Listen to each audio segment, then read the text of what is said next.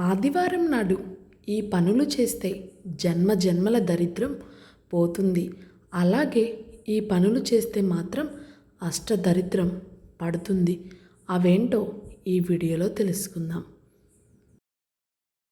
వారంలో మొదటి రోజు అయిన ఆదివారం తెలుగు వారాల్లో చాలా గొప్పది.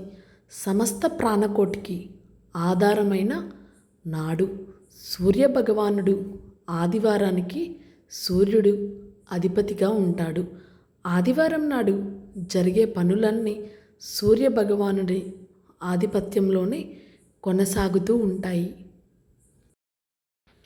సూర్యుని యొక్క అనుగ్రహం ఉంటే జీవితం ఎంతో ఆరోగ్యకరంగా, ఎటువంటి సమస్యలు లేకుండా ఆనందంగా సాగిపోతూ ఉంటుంది. ఎందుకంటే సూర్యుడు సాక్షాత్తు ఆ నారాయణుడి యొక్క స్వరూపం. అందుకే సూర్యుణ్ణి సూర్యనారాయణ అని కూడా పిలుస్తూ ఉంటాము.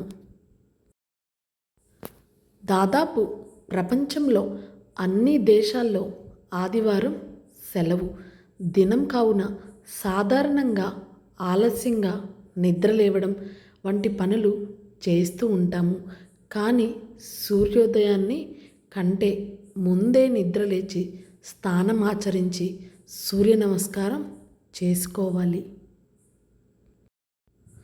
అదేవిధంగా సూర్యుడికి 3 సార్లు నీటిని వదిలి నమస్కరించుకొని ఆదిత్య హృదయం స్తోత్రాన్ని పఠించాలి. అనంతరం పూజ చేసి స్వామికి ఎరుపు రంగు పుష్పాలని సమర్పించాలి. సౌభాగ్యవతి అయిన స్త్రీ ఆదివారం నాడు ఎరుపు రంగు పువ్వులను తల్లో పెట్టుకొని ఎరుపు రంగు వస్త్రాలని ధరించడం ద్వారా సౌభాగ్యవంతులుగా వర్ధిల్లుతారని పురాణాలు చెబుతున్నాయి. ఆదివారం రోజున సూర్యభగవానుడికి గోధుమలు, నవధాన్యాలు నైవేద్యంగా సమర్పించడం వలన సకల సంపదలు కలుగుతాయి. అలాగే గోధుమలతో చేసిన చపాతీలను ఆదివారం నాడు ఆహారంగా భుజించడం వలన ఆరోగ్యపరంగా చాలా మంచిదని పండితులు చెబుతున్నారు. అనారోగ్య సమస్యలతో బాధపడేవారు ప్రతి ఆదివారం నాడు ఈ నియమాలు పాటిస్తూ ఆ సూర్యభగవానుడిని పూజించడం వల్ల మీకు ఆరోగ్య ప్రాప్తి కలుగుతుంది. ఆదివారం దేవాలయాన్ని సందర్శించినప్పుడు దేవాలయంలో ఉన్న నవగ్రహాలను సందర్శించి సూర్యభగవానుడికి ప్రత్యేక అభిషేకం నిర్వహించి పూజ చేయడం వలన మీకు ఉన్న గ్రహదోషాలు సైతం తొలగిపోతాయి. ప్రతి ఆదివారం క్రమం తప్పకుండా మీరు ఈ నియమాలను పాటించడం వలన సూర్యభగవాన్ని అనుగ్రహం కలిగి మీకు సకల సంపదలు చేకూరుతాయి. అలాగే ఆదివారం నాడు ఏ పనులు చేస్తే అష్టదరిద్రం పడుతుందో ఇప్పుడు ఈ వీడియోలో మనం తెలుసుకుందాం. మన సనాతన ధర్మంలో పురాణ ఇతిహాసంలో ఏ రోజుకి ఇవ్వని ప్రాధాన్యత ఆదివారానికి ఇచ్చారు. ఎందుకంటే అనాదిగా మన వాళ్ళందరూ చాలా కాలం నుంచి సూర్యపాసకులు సూర్యాన్ని ఆరాధించే సంస్కృతి మన భారతీయ సంస్కృతి.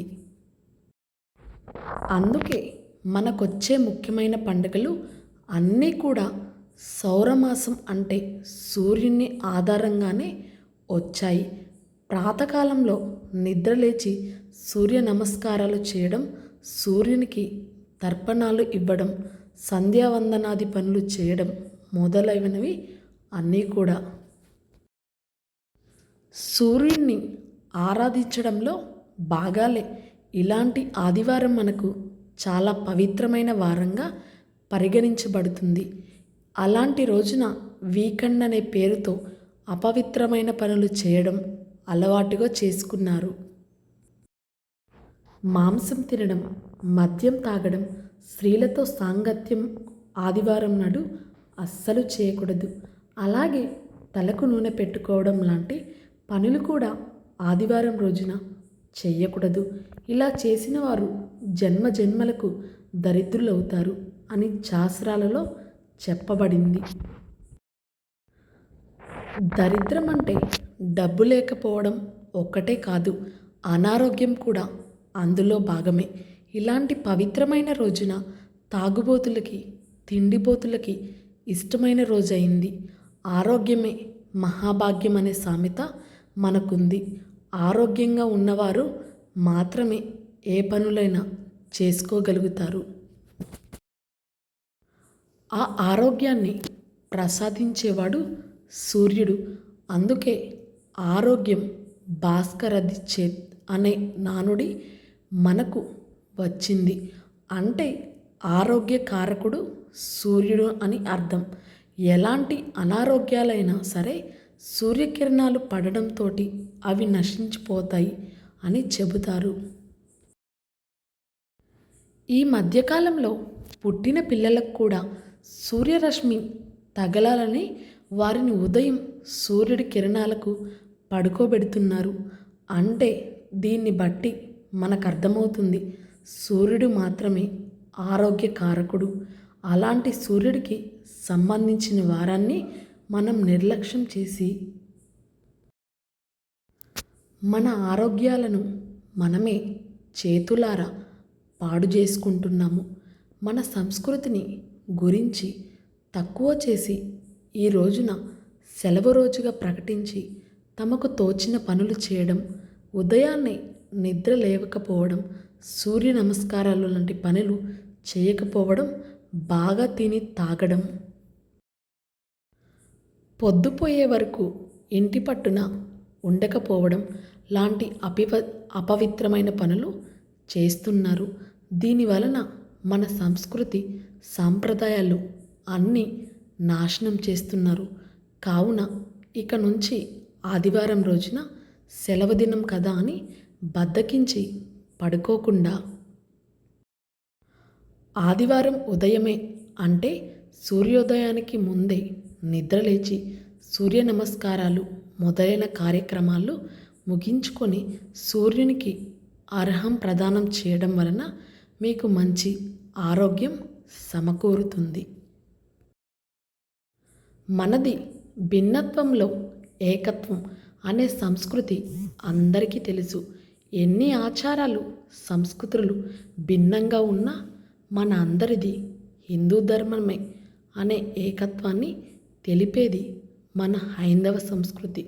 అది చూసి తట్టుకోలేక బ్రిటిష్ వాడు ప్రయోగించిన బ్రహ్మాస్త్రమే ఆదివారం సెలవు. మన హిందువులే మన సంస్కృతిని నాశనం చేసేలా చేశారు. ఆదివారం నాడు చర్చీలు కలకలలాడతాయి, మన హిందూ దేవాలయాలు వెలవెలబోతాయి. పూర్వకాలంలో వృత్తి పనులు చేసుకునేవారు అమావాస్యను సెలవు దినంగా పాటించేవారు.